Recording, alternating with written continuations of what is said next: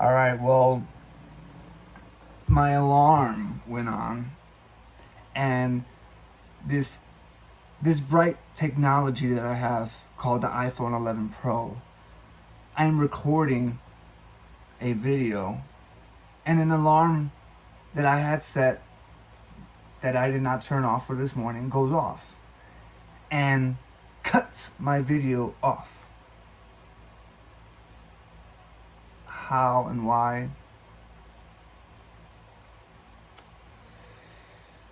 I'm bothered by that because it's such I'm just gonna stop. We're gonna continue. We're gonna upload these both videos, part 1 and part 2. This is part 2. First part was half an hour. This part's gonna be another half hour. All right.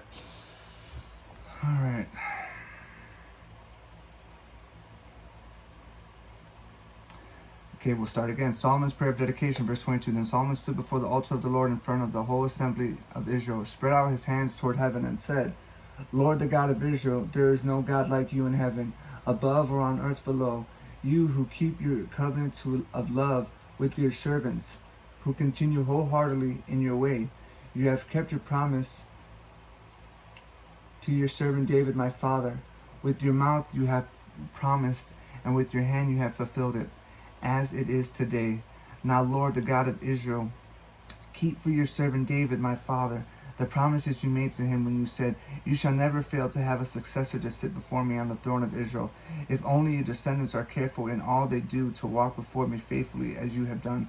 And now, God of Israel, let your word that you promised your servant David, my father, come true. But will God really dwell on earth? The heavens, even the highest heaven, cannot contain you. How much less this temple I have built? Yet give attention to your servant's prayer and his plea for mercy, Lord my God. Hear the cry and the prayer that your servant is praying in your presence this day. May your eyes be open toward this temple night and day, the place of which you said, My name shall be there, so that you will hear the prayer your servant prays toward this place. Verse 30. Hear the supplication of your servant and of your people Israel when they pray toward this place. Hear from heaven your dwelling place, and when you hear, forgive. When anyone wrongs their neighbor and is required to take an oath, and they come and swear the oath before your altar in this temple, then hear from heaven and act. Judge between your servants, condemning the guilty by bringing down on their heads what they have done, and vindicating the innocent by treating them in accordance with their innocence. When your people Israel have been defeated by an enemy because they have sinned against you, and when they turn back to you and give praise to your name, praying and making supplication to you in this temple, then hear from heaven and forgive the sin of your people Israel, and bring them back to the land you gave to their ancestors. Wow.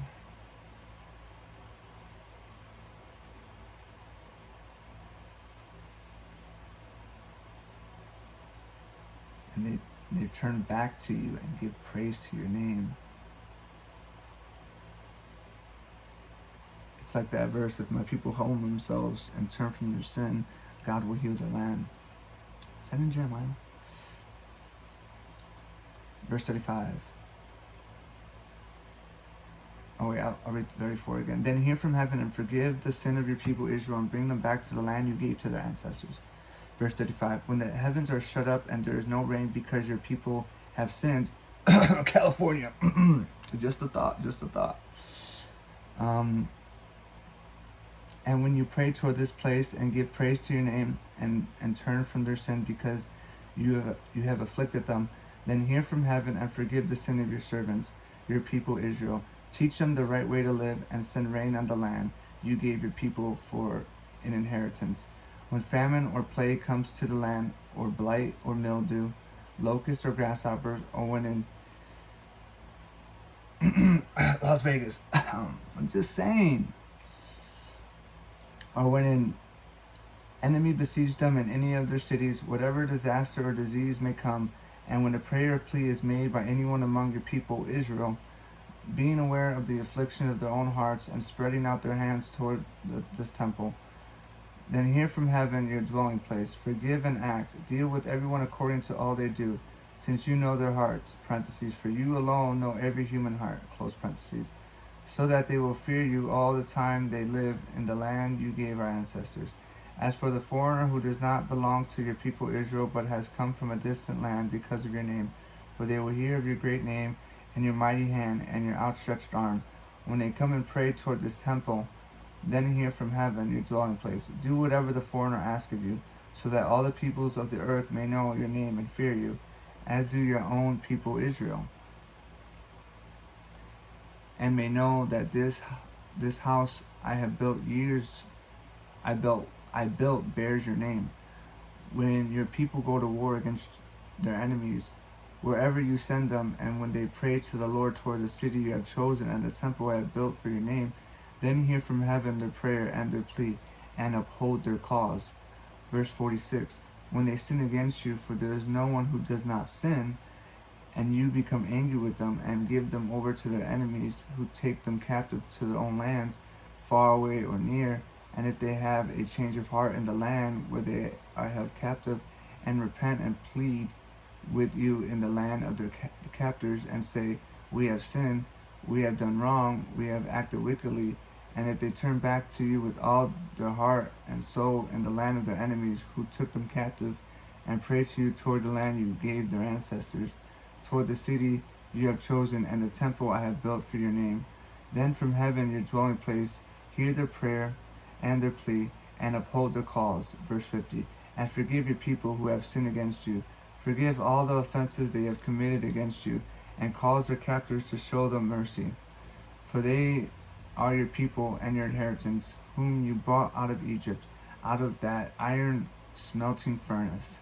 May your eyes be open to your servant's plea and to the plea of your people Israel, and may you listen to them whenever they cry out to you. For you singled them out from all the nations of the world to be your own inheritance, just as you declared through your servant Moses, when you, sovereign Lord, brought our ancestors out of Egypt. Verse 54. Okay, pause. Did I not put... Okay, I did put personal. I had to double check that I put do not disturb, because someone calls me, is going to cut the video. I'm going to go like, ah.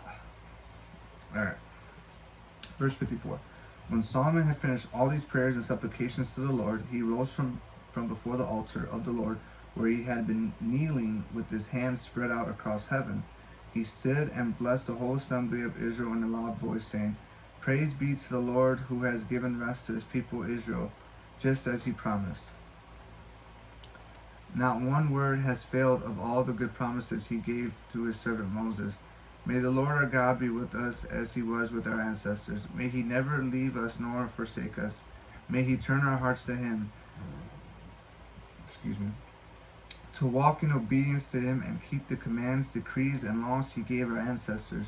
And may these words of mine, which I have prayed before the Lord, to be near to the Lord our God day and night, that he may uphold the cause of his servant and the cause of his people Israel according to each day's need. Verse 60, so that all the peoples of the earth may know that the Lord is God, and that there is no other. And may your hearts be fully committed to the Lord our God, to live by his decrees and obey his commands, as at this time. Wow. The dedication of the temple, verse 62. Then the king and all Israel with him offered sacrifices before the Lord. Solomon offered a sacrifice of fellowship offerings to the Lord, 22,000 cattle and 120,000 sheep and goats. So the king and all the Israelites dedicated the temple of the Lord. On that same day the king consecrated the middle part of the courtyard in front of the temple of the Lord. And there he offered burnt offerings, grain offerings, and the fat of the fellowship offerings, because the bronze altar that stood before the Lord was too small to hold the burnt offerings, the grain offerings, and the fat of the fellowship offerings. Verse 65. So Solomon observed the festival at that time, and all Israel with him, a vast assembly of people from Lebo Hamath to the Wadi of Egypt. They celebrated it before the Lord our God for 7 days and 7 days more, 14 days in all. On the following day he sent the people away. They blessed the king and then went home, joyful and glad in the heart for all the good things the Lord had done for his servant David and his people Israel. That completes chapter 8. The Lord appears to Solomon, chapter 9, verse 1. When Solomon had finished building the temple of the Lord and the royal palace and had achieved all he had desired to do, the Lord appeared to him a second time, as he had appeared to him at Gibeon. The Lord said to him, I have heard the prayer and plea you have made before me. I have consecrated this temple which you have built, by putting my name there forever. My eyes and my heart will always be there. As for you, if you walk before me faithfully with integrity of heart and uprightness, as David your father did, and do all I command and observe my decrees and laws, I will establish your royal throne over Israel forever, as I promised David your father when I said, you shall never fail to have a successor on the throne of Israel. But if you or your descendants turn away from me and do not observe the commands and decrees I have given you, and go off to serve other gods and worship them, then I will cut off Israel from the land I have given them, and will reject this temple I have consecrated for my name. Israel will then become a byword and an object of ridicule among all peoples. Verse 8, this temple will become a heap of rubble. All who pass by will be appalled and will scoff and say, why has the Lord done such a thing to this land and to this temple? People will answer, because they have forsaken the Lord their God, who have brought their ancestors out of Egypt, and have embraced other gods, worshiping and serving them. That is why the Lord brought all this disaster on them. Solomon's other activities. Verse 10. At the end of 20 years, during which Solomon built these two buildings, the temple of the Lord and the royal palace, King Solomon gave 20 towns in Galilee and Hiram, king of Tyre, because Hiram had supplied him with all the cedar and juniper and gold he wanted. But when Hiram went from Tyre to see the towns that Solomon had given him, he was not pleased with them. What kind of towns are these you have given me, my brother? He asked. And he called them the land of Kabul. Letter C. Kabul sounds like the Hebrew for good for nothing. Ouch. A name they have to this day. Now Hiram had sent to the kings 120 talents of gold.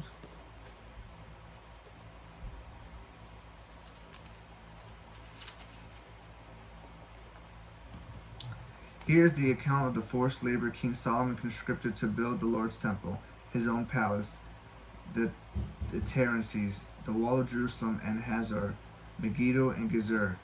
Verse 16, parentheses, Pharaoh, king of Egypt, had attacked and captured Gezer. He had set it on fire. He killed its Canaanite inhabitants and then gave it as a wedding gift to his daughter, Solomon's wife. And Solomon rebuilt Gezer. Close parentheses. He built up Lower Beth Horon, Baalath, and Tadmor in the desert within his land, as well as all his store cities and the towns for his chariots and for his horses, whatever he desired to build in Jerusalem, in Lebanon, and throughout all the territory he ruled. Verse 20. There were still people left from the Amorites, Hittites, Perizzites, Hivites, and Jebusites, parentheses. Those people were not Israelites, close parentheses. Solomon conscripted the descendants of all these peoples remaining in the land, whom the Israelites could not exterminate, to serve as slave labor as it is to this day. But Solomon did not make slaves of any of the Israelites. They were his fighting men, his government officials, his officers, his capitals, and the commanders of his chariots and charioteers. They were also the chief officials in charge of Solomon's projects, 550 officials supervising those who did the work. After Pharaoh's daughter had come up from the city of David to the palace of Solomon he had built for her, he constructed the terraces. Verse 25. 3 times a year Solomon sacrificed burnt offerings and fellowship offerings on the altar he had built for the Lord, burning incense before the Lord along with them, and so fulfilled the temple of obligations. King Solomon also built ships at Ezion Gibor, which is near Elath in Edom, on the shore of the Red Sea. And Hiram sent his men, sailors who knew the sea, to serve in the fleet with Solomon's men. They sailed in Ophir and brought back 420 talents, letter F. That is about 16 tons or about 14 metrics. Remember, when I say the letter, I'm going to my footnotes here. which has the letters, and it just gives more descriptive meaning of what it's saying.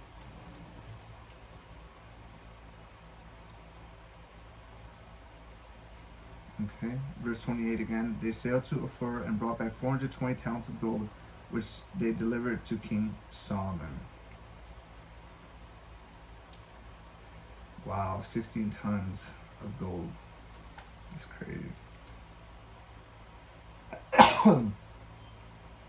Achoo!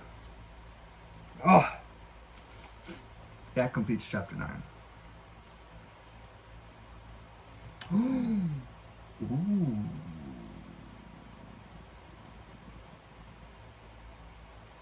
Chapter 10. The Queen of Sheba visits Solomon, verse 1. When the Queen of Sheba heard about the fame of Solomon and his relationship with the Lord, ooh, who is that? She came to test Solomon with hard questions. You coming to test the king, girl? What? She must like him. Verse 2. Arriving at Jerusalem with a great caravan with camels carrying spices, large quantities of gold and precious stones, she came to Solomon and talked with him about all that she had on her mind.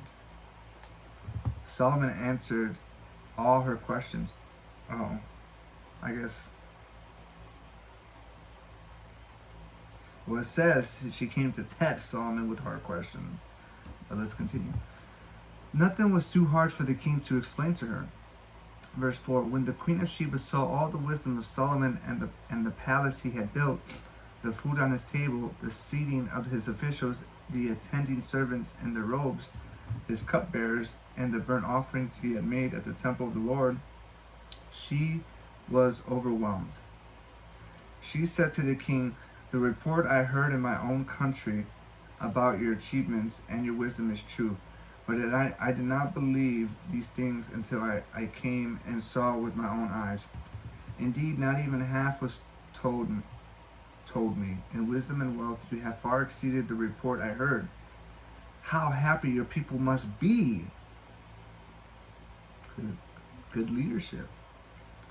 How happy your officials who continue to stand before you and hear your wisdom. Verse 9. Praise be to the Lord your God, who has delighted in you and placed you on the throne of Israel. Because of the Lord's eternal love for Israel, he had made you king to maintain justice and righteousness. Verse 10. And she gave the king 120 talents, letter H. That is about 4.5 tons of gold, large quantities of spices and precious stones.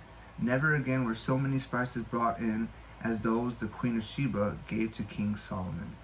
Verse 11, in parentheses, Hiram's ships brought gold from Ophir, and from there they brought great cargoes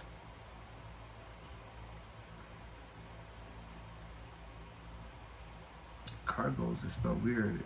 It's Cargoes of almug wood, letter I, probably a variant of algum wood,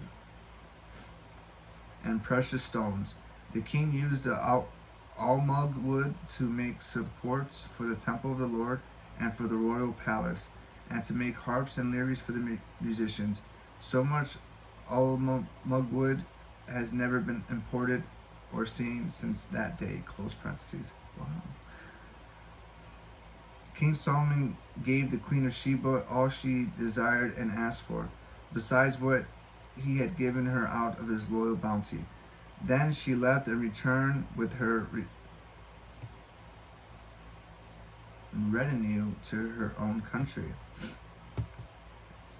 Solomon's splendor. Verse 14.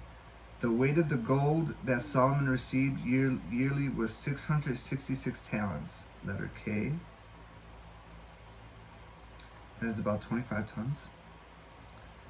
Not including the revenues from merchants and traders and from the Arabian kings and the governors of the territories.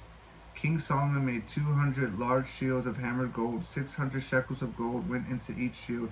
He also made 300 small shields of hammered gold with 3 minas, letter B. That is about 3 3/4 pounds or perhaps reference to double meanness. That is about 7.5 pounds.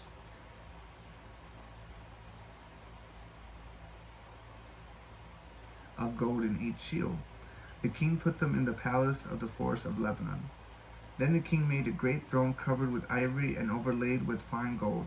The throne had 6 steps, and its back had a rounded top. On both sides of the seat were armrests, with the lions standing beside each of them. 12 lions stood on the 6 steps, one at either end of each step. Nothing like it had ever been made for any other kingdom. All King Solomon's goblets were gold, and all the household articles in the palace of the forest of Lebanon were pure gold. Nothing was made of silver, because silver was considered of little value in Solomon's days. The king had a fleet of trading ships at sea along with the ships of Hiram. Once every 3 years it returned carrying gold, silver, and ivory, and apes and baboons. Wow. Verse 23. I think that's the first time I see apes and baboons in the Bible. That's pretty cool. I read about that, yeah. Verse 23. King Solomon was greater in riches and wisdom than all the other kings of the earth.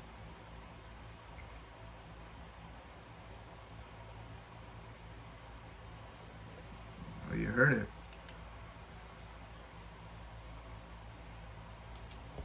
The whole world sought audience with Solomon to hear the wisdom God had put in his heart.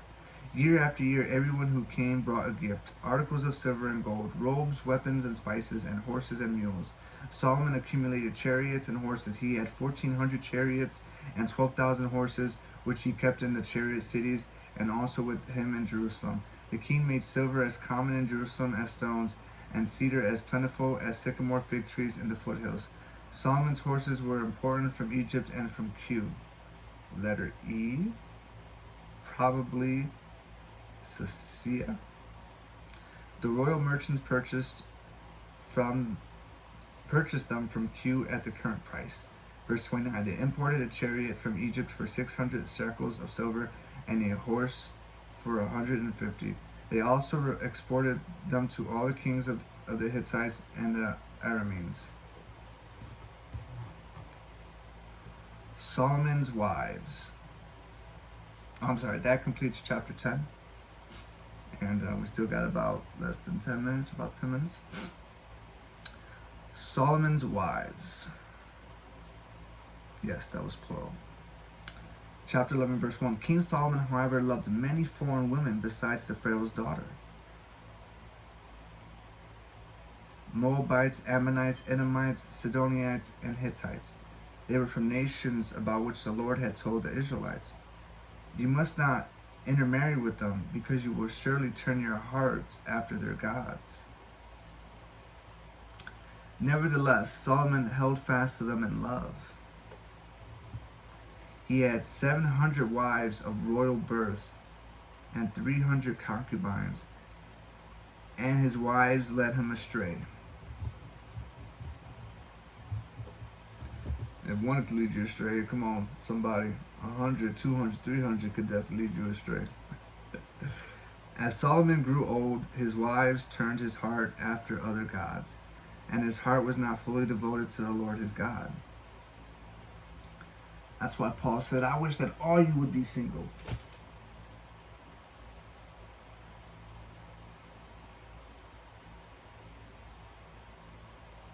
I ain't got a woman to go to right now. I'm single. I got to get the singleness. I had a girlfriend since 2017. I mean, if you want to count last year, it was a flusy. Alright. Verse 4. Solomon grew old, his wives turned his heart after other gods, and his heart was not fully devoted to the Lord his God, as the heart of David his father had been. He followed Ashtaroth, the goddess of the Sodinians, and Molech, the detestable god of the Ammonites. So, just to show you, even with all his wisdom, right, still went astray. We can never be too sure, but take account of our countenance of our walk with the Lord, day after day, hour after hour, minute by minute, second by second. Verse 6, so Solomon did evil in the eyes of the Lord. He did not follow the Lord completely as David his father had done. On a hill east of Jerusalem, Solomon built a high place for Chemosh, the detestable god of Moab. What? Solomon, no. And for Molech, the detestable god of the Ammonites. He did the same for all his foreign wives, who burned incense and offered sacrifices to their gods. The Lord became angry with Solomon because his heart had turned away from the Lord, the God of Israel, who had appeared to him twice. Although he had forbidden Solomon to follow other gods, Solomon did not keep the Lord's command. Verse 11, so the Lord said to Solomon, since this is your attitude, and you have not kept my covenant and my decrees, which I commanded you, I will most certainly tear the kingdom away from you and give it to one of your subordinates. Nevertheless, for the sake of David your father, I will not do it during your lifetime. I will tear it out of the hand of your son. Yet I will not tear the whole kingdom from him, but will give him one tribe for the sake of David, my servant, and for the sake of Jerusalem, which I have chosen. God's like, look, you ain't gonna do your job, I'm gonna give you one of your subordinates your job. How many know in a job that's not fun? It's not fun at all. Whew. Solomon's adversaries, verse 14. Then the Lord raised up against Solomon an adversary. It's interesting, right? The Lord raised up against Solomon an adversary.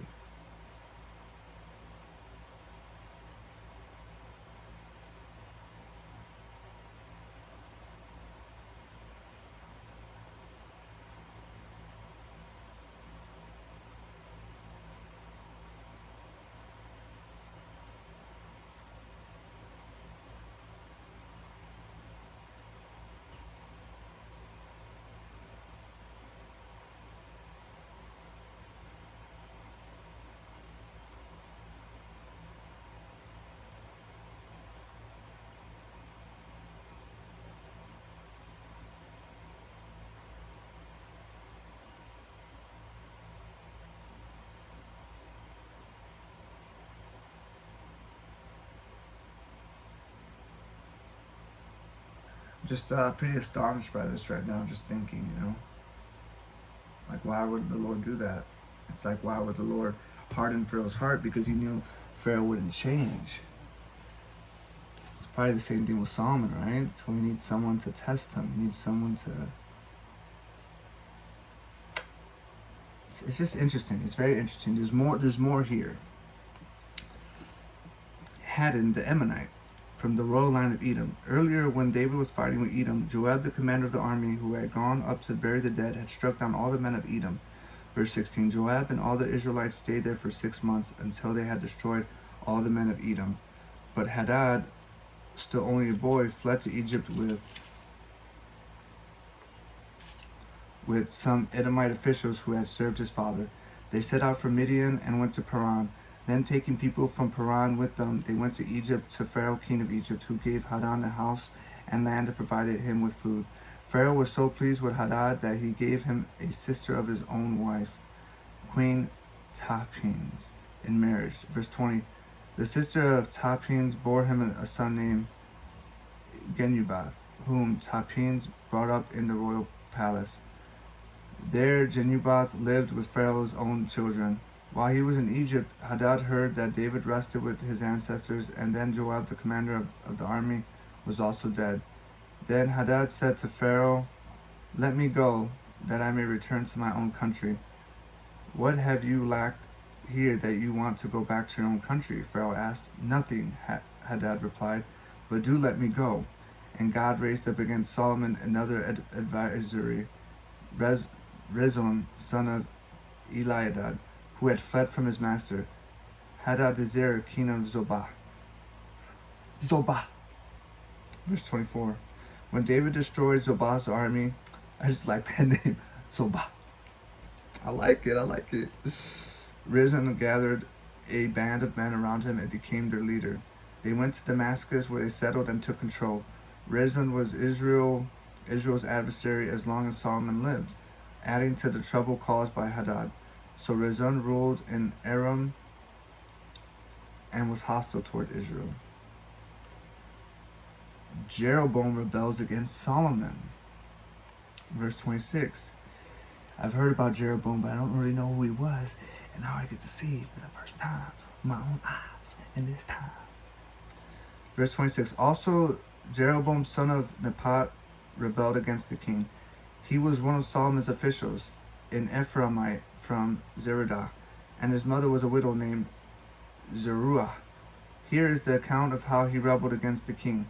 Solomon had built the terraces, letter A, or the Milo, and had filled in the gap in the wall of the city of David his father.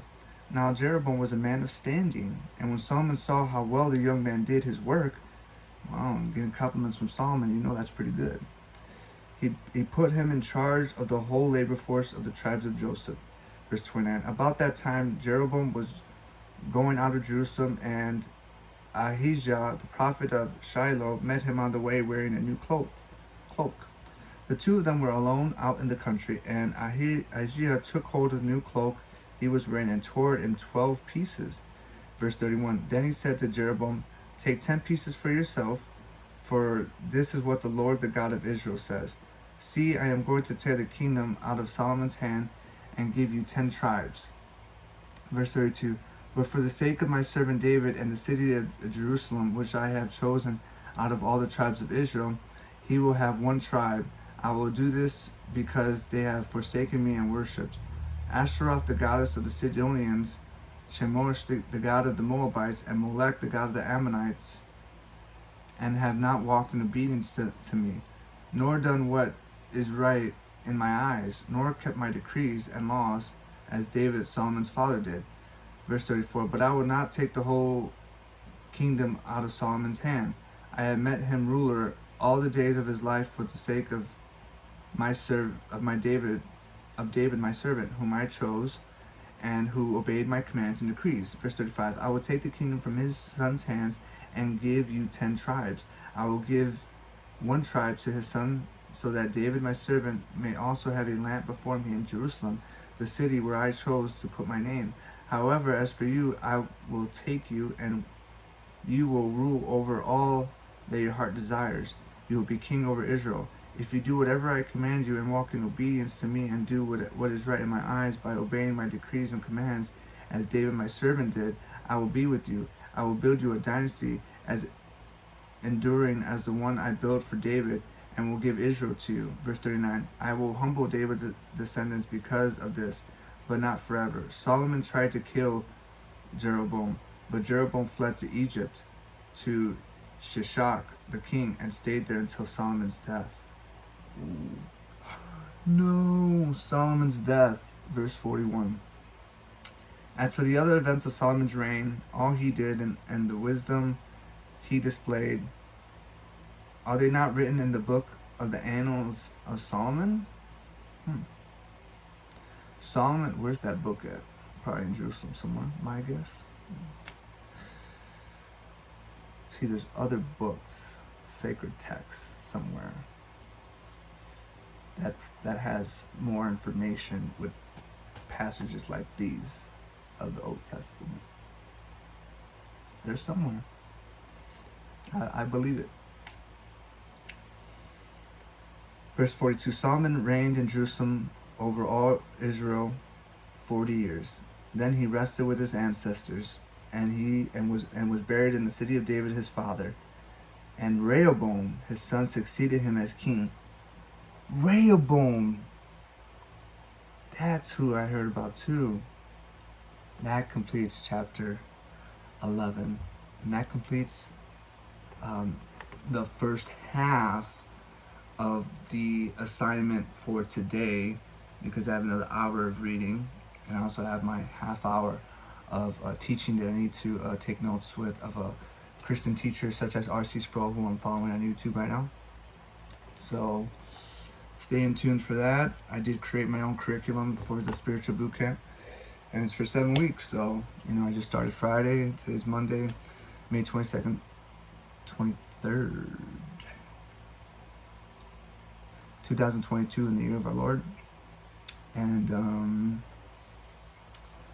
yeah, I'm gonna go to the gym today, get a nice workout, take my car in to get fixed once again. Such a great car though. That Lexus CT 200 hybrid. Highly recommend. Well, maybe not today because they stopped making them. Even though you can get, actually you can still get a new one, like a 2016. And those things are nice. I guarantee they'll last. I mean, my car, I've never been stranded. Thanks to the Lord and thanks to this car. And it was made in Japan because it's got the VIN number JT. All right. How cool is that? That was pretty cool, right? All right. Well, thank you for your time, and that is all.